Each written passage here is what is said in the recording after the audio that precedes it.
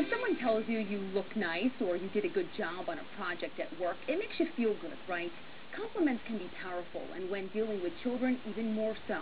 This morning, we have an expert in helping you have a better back to school by building your child's achievements through compliments. Joining us this morning is America's complimentologist and author of The Compliment Quotient, Monica Strobel. Good morning to you, Monica. Thank you so much for being here. Hi, Stephanie. Thanks for having me. Talking about compliments today, you're America's complimentologist, something that I didn't know existed, but hey, you're here right in front of us. We're talking about having a better back to school, talking about children and the effects that positive compliments, positive feedback can really have in their everyday lives when they leave your home. Absolutely. You know, we want kids to stay motivated to achieve, but they really need a basis in self-confidence. And that gets eroded over time unless you're building them up by reinforcing what they're doing right. So we're talking today the 5 tips to build loving bonds and children's achievement with compliments. Let's start with number 1. Put on your compliment goggles. Right. Busy parents, we tend to focus on everything that's going wrong, right? We're running out the door and we're focusing on all the things the kids didn't do.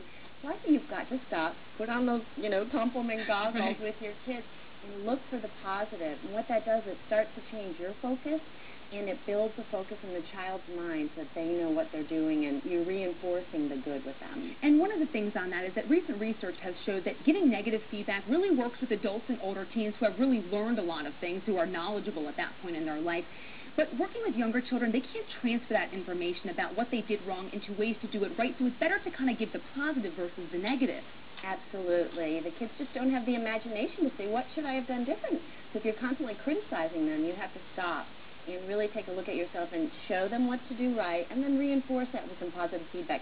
You know, as a busy parent, it really changes your own attitude, too. You start feeling more positive because you're looking at all the positive things. So it makes the whole family well. Right. Let's talk about number 2, err on the plus side.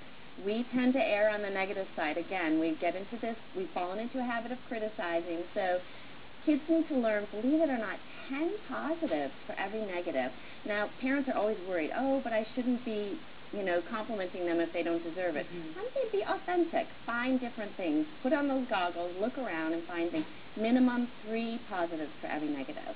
What about tune in your praise? We tend to compliment on things that are important to us. Good grades, they picked up their clothes off the floor.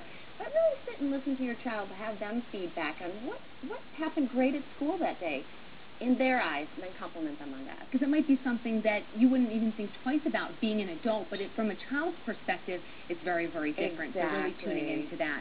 Number 4, be there mirror.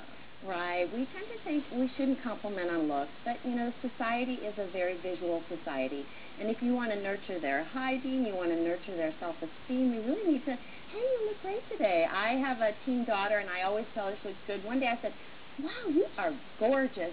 And she was on a high for a whole entire week. You glow from the inside. Yes. And we just tend to gloss that over with our kids.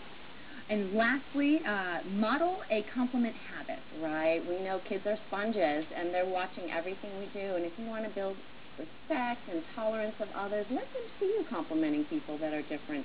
And especially at school, compliment their teacher, praise their teacher.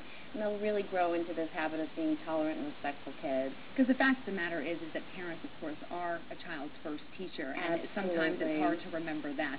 But, kind of trying to, put your goggles on and really focus on the positive really helps kids for the rest of their lives. It's a great habit for busy parents. All right. Well, Monica, thank you so much. We really appreciate you coming on the show today. Again, you're the author of The Compliment Quotient. We do have her book right here. We'll have all the information up on our website.